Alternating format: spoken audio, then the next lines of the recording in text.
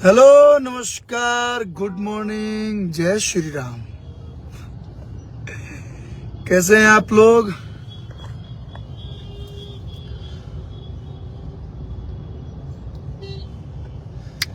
Look से भौजी लागेलू हमार पाली, सही हो डाली देवरो डाली। जितना लोग हमके देख रहा बा सब लोग के स्वागत लाइव में। और कहा जाता रहा भैया, हम जाता नहीं होली के शूट करे। आज होली के हमार शूटिंग बा और 3 गो गाना होली के रिलीज हो चुकल बा। और आप लोग के जो प्यार मिल रहा बा वो प्यार खातिर दिल से बहुत बहुत धन्यवाद। Hello hello hello. पहलका गाना आयल रहे मीरा म्यूजिक से, देवरू के डालल हो रहा जो कि आप लोग तगड़ा रिस्पॉन्स देता नहीं। पहले भी कले बनी, आज भी कहता नहीं कि कलाकारन के जितना प्रेम देव कम लगेला। भर भर कैसे प्रेम देते रही। मीरा म्यूजिक से आयल रहा प्रियांशु सिंह जी म्यूजिक दे रहे हैं, शिल्पी राज जी गौले बने हमारे साथ, और आशुतोष तिवारी हमने क्या आंसू बाबा, हाई आंसू बाबा ना, आशुतोष तिवारी आंसू बाबा पेन मैन गीत के लिखल रही। बहुत अच्छा रिस्पॉन्स मिल रहा बा। नीलम गिरी जोकरा में फीचरिंग के लिए बनी, पैराडाइज प्रोडक्शन के माध्यम से वो वीडियो मिल बा।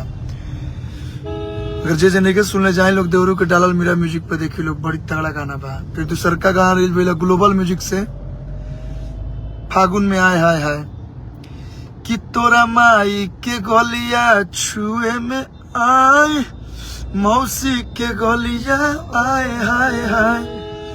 फनी सॉन्ग बा, कॉमेडी सॉन्ग बा, और चाचा भतीजा माई मौसी के गो कॉम्बिनेशन बा वो गाना में। बड़ी अच्छा गाना बा वो। अजय बच्चन जी लिखले बनी, रोशन जी म्यूजिक दिले बनी, आस्था सिंह जी ओकरा में फीचरिंग के लिए बनी। एगो बहुत प्यारा बबुआ प्रिंस प्रियदर्शी जी के मामा जी के पुत्र, बहुत बढ़िया एक्टिंग के लिए बने।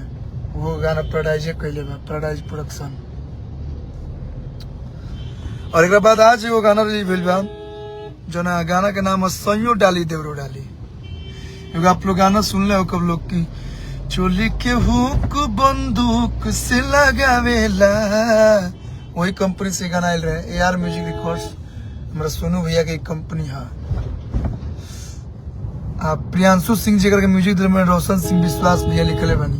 बहुत ही तगड़ा, बहुत ही जबरदस्त गाना बा। आज 2 घंटा पहले रिलीज भेल बा। तो जे देख रहा बा सब लोग जाई सर्च करी सैयो डाली देवरो डाली। और होली है से तनी मनी मिर्च मसाला वाला गाना आदमी गोले बा, कोशिश कैले बा कि आप उतने गावल जाओ जितना से लोग इंटरटेन कर सके, मनोरंजन हो सके। रक्षा गुप्ता जी क्रम फीचरिंग के लिए बड़ी बहुत ही तगड़ा गाना बा, बहुत ही जबरदस्त गाना बा। आप लोग बजा के एकदम गर्दा गर्दा सुन सकता नहीं, नाच सकता नहीं। एक वीडियो पैराडाइज कैले बा।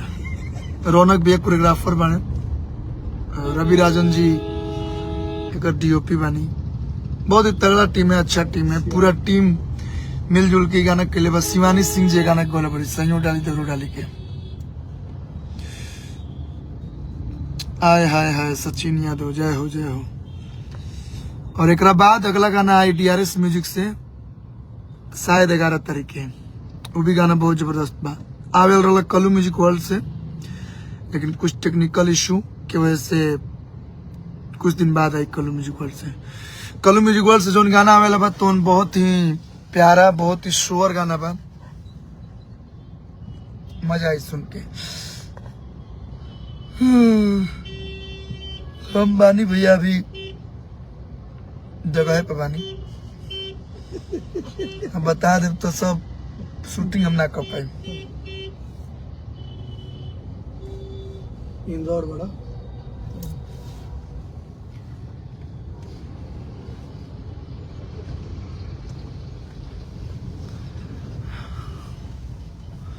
सब सुपर डुपर बा। धन्यवाद धन्यवाद। लास्ट ईयर के होलिया चला। और एगो गाना जो कि पिछला साल आप लोग ढेर सारा प्यार दे रहे लोग, मारा मर्दा के गोली खेलम देवरे से होली। साफ सुथरा बात बतावा,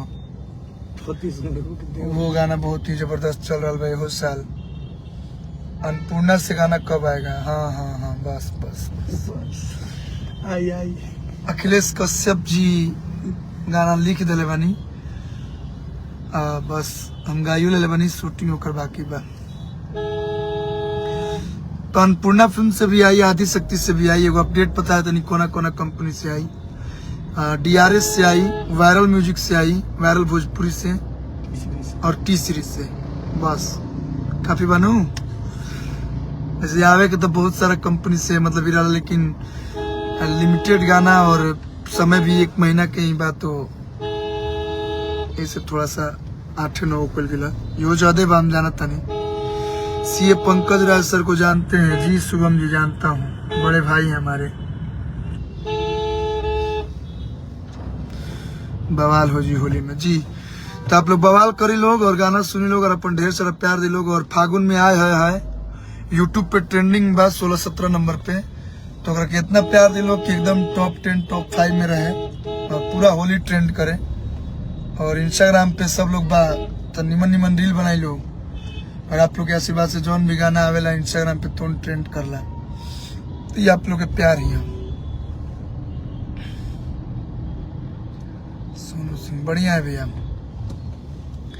तो देवरू के डालल फागुन में आया है, और आज जो गाना आयल बा सैयो डाली देवरू डाली, बहुत बेस्ट सॉन्ग है। थैंक यू प्रताप भाई हमारे, बहुत ही अच्छा सिंगर है भाई, और अपना टीम के हमें AR म्यूजिक टीम के।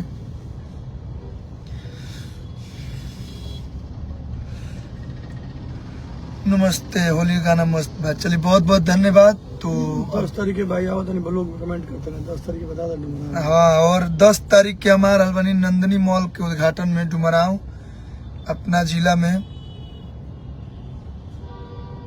दिन एगो राजू शर्मा जी बानी कुछ बात लिखत नहीं, मतलब अब जान दीजिए, हम ज्यादा नहीं बोलेंगे, बस यही बोलेंगे कि बुरा न मानो होली है।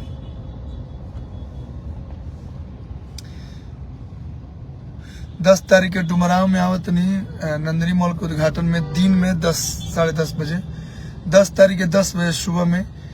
तो आप सब लोग आई लोग मिलल जाई अपना जिला में, बहुत दिन बाद अपना जिला में कार्यक्रम हो रहा बा।